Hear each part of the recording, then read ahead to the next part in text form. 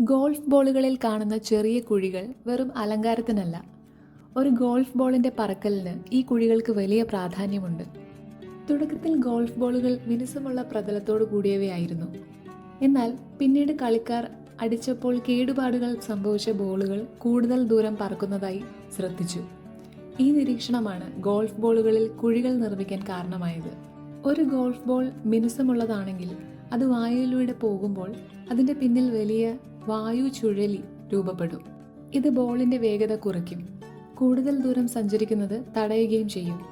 എന്നാൽ ബോളിന്റെ പ്രതലത്തിലുള്ള ചെറിയ കുഴികൾ അതിന്റെ പ്രതലത്തിലൂടെയുള്ള വായു പ്രവാഹം കൂടുതൽ സുഗമമാക്കുന്നു.